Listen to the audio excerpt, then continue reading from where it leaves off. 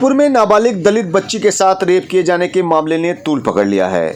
आज दलित समाज के दर्जनों लोग आरोपी के घर जा पहुंचे और जमकर हंगामा किया। बताया जा रहा है कि दलित समाज के लोगों ने आरोपी के घर में तोड़फोड़ भी की और जाम लगा दिया।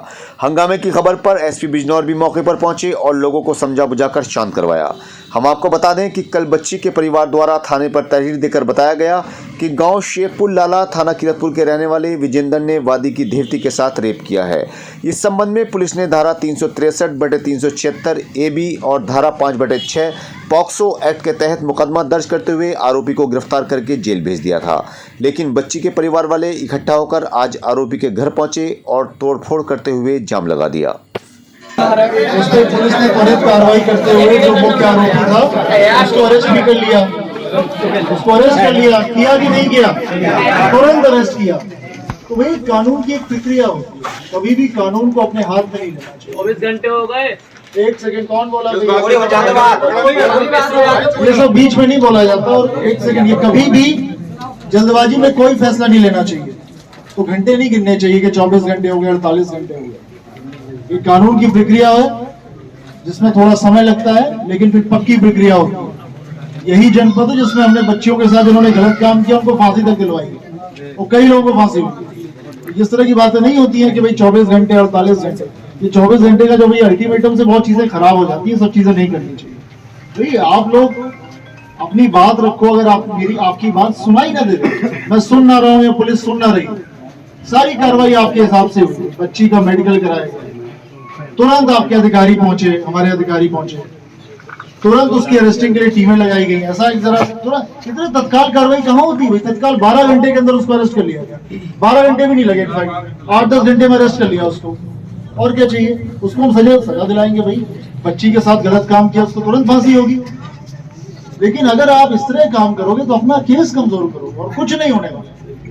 बच्ची का केस कमजोर होता है क्योंकि फिर ये लगता है कि भाई ये पुलिस ने दबाव में कार्रवाई की। जो पहला केस है वो कमजोर हो जाता है क्योंकि आप लोगों ने नुकसान किया उसका, तो हमें मुकदमा एक और लिखना पड़ेगा। आप समझो उस चीज को। किसी को भी अधिकार नहीं दिया गया कि कानून अपने हाथ में कोई ले।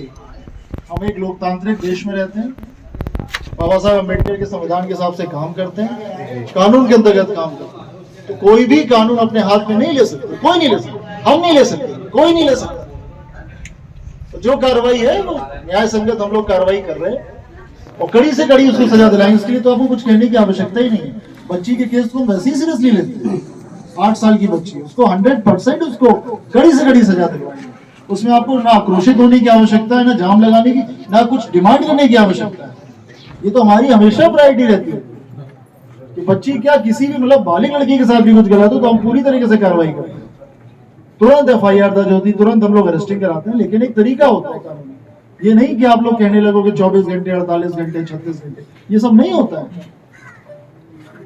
एक कार्रवाई होती है, एविडेंस कलेक्ट होते हैं, गिरफ्तारी होती है और एविडेंस कलेक्ट होते हैं, चार्जशीट लगाई जाती है उसमें। अभी बच्ची का हम लोग मेडिकल भी कराएंगे, वहां पे जो फाइनल होकर आएगा, बच्ची के 164 के बयान भी होंगे, सारी बातें होंगी और उसके बाद चार्जशीट लगेगी। ये सब आपको पता है। ऐसा नहीं है कि मैं नई चीज बता रहा हूँ। आपके जो लोग यहाँ पे नेता लोग यहाँ पर बैठे हैं उनको सब पता है कि क्या कानूनी प्रक्रिया है। तो उसमें आक्रोशित होने की क्या बात है, मुझे समझ में नहीं आता। आपके गांव का ही व्यक्ति है, बहुत ही मतलब दूषित मानसिकता का व्यक्ति है, उसने बच्ची के साथ ये किया, हम लोग कार्रवाई कर रहे हैं उसको। लेकिन इस तरह करने से आप गांव का माहौल बिगाड़ रहे हो, कुछ नहीं कर। जो सहानुभूति सबकी आपकी बच्ची के प्रति है, वो सहानुभूति डाइल्यूट हो जाएगी जब इस तरह के आप काम करो। ये सब काम बिल्कुल नहीं करना होगा, कभी भी नहीं करना होगा। तीसरा केस होगा। लेकिन देखिए भाई, कानूनी कार्रवाई अगर पहले दो केस में अगर मुकदमे दर्ज हुए हो, देख लेंगे क्या मुकदमे दर्ज है। ये कानूनी कार्रवाई की जाती है। अगर आप लोग सूचना नहीं दोगे, FIR दर्ज नहीं कराओगे तो पुलिस कैसे कार्रवाई करेगी? आप बताओ मुझे। तो सजा एक अपराधी को मिलेगी या पूरे खानदान को मिलेगी? आप क्या हो?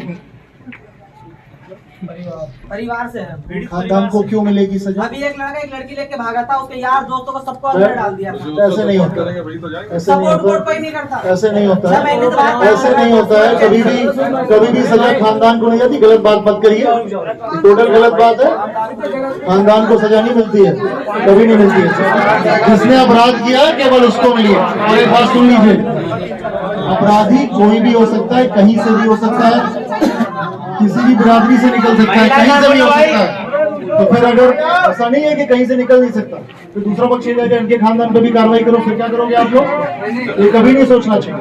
जिसने अपराध किया है उसको सजा दिलवाएंगे, चाहे वो कोई भी हो। उसने अगर किसी ने सपोर्ट किया उसका, उस अपराधी का, उसको भी मिलेगी। ये डिमांड नहीं हो सकती कि खानदान में ये कर दो, वो कर दो, फलाना करो, कभी नहीं होता। जिसने उसका संरक्षण दिया, जरा सी भी मदद की, साक्ष्य को मिटाने का जिसने प्रयास किया, या उसको जिसने शरण दी, सब पे कार्रवाई होती। लेकिन ये तरीका गलत है। और अगेन, कानून सबके लिए बराबर है। उनके घर में जिसने नुकसान पहुंचाया है उसके खिलाफ भी कठोर कार्रवाई की जाएगी। सर एक मिनट में बात करना चाहता हूँ सर आपसे। सर आप कह रहे हो कि गुस्सा आ गया है, इन्होंने जो भी कहा, ये गांव वाले पीड़ित थे जो मुझे पूरी रात नींद तक नहीं, बिल्कुल। हमारे समाज की एक बेटी थी, उसके कीड़े तक पड़े थे, आप ही थे उस टाइम पर। तुरंत उस पर कार्रवाई हुई, पुलिस ने कार्रवाई की 1 सेकेंड, और पुलिस ने पूरे 20-25 दिन अस्पताल में रही है। पुलिस हमारे अधिकारी रहे हैं, डॉक्टरों से बात की है, आर्थिक मदद भी पहुंचाई गई है कि उसको बिल्कुल अच्छे से हम लोग ट्रीटमेंट दे सकें। ऐसा नहीं है उसकी हम तारीफ कर रहे हैं सर। यहाँ और इसी तरह सेम चीज है।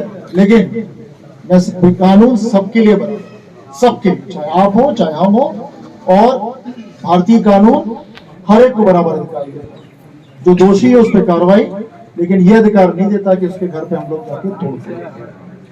कोई भी, चाहे आप जितने भी पीड़ित क्यों ना हो, चाहे आप जितने भी पीड़ित क्यों ना हो, जितने भी आक्रोशित क्यों ना हो, लेकिन फिर भी हमें यह अधिकार नहीं है कि हम किसी के घर में जाके कुछ भी करेंगे कि उसको कड़ी से कड़ी सजा दिलाएं, जिसमें फास्ट, हाँ फास्ट ट्रैक में बिल्कुल चलेगा, कोई बात ही नहीं।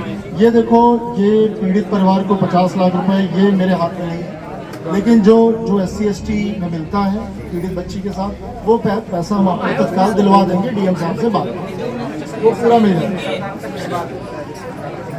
अब वो आप एक बार DM साहब से, बाकी 2 चीजें परिवार की सुरक्षा के लिए हम दे देंगे, कोई जो मेरे हाथ में, लेकिन एक सरकारी नौकरी मेरे हाथ में है, इसलिए आपको DM साहब। तो ये 4था नंबर पॉइंट और 5वां नंबर पॉइंट है, इसके लिए आप DM साहब से बात कर लेना। पॉइंट नंबर 1, पॉइंट नंबर 2 के लिए हम प्रयास करेंगे, कमिट नहीं कर रहे हैं, फांसी या उम्र कैद में कोई एक होगी। तीसरा नंबर बिल्कुल हम आपको आश्वासन दे रहे हैं, और 6ठा नंबर बिल्कुल आश्वासन, सुरक्षा आपको प्रदान कर दी जाएगी।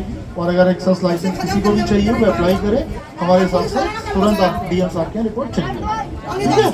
जो मेरे हाथ में वो पूरा, कोई उसमें आपको लिखने की जरूरत नहीं, तो मैं वैसे ही कर दूँगा, कोई जरूरत नहीं।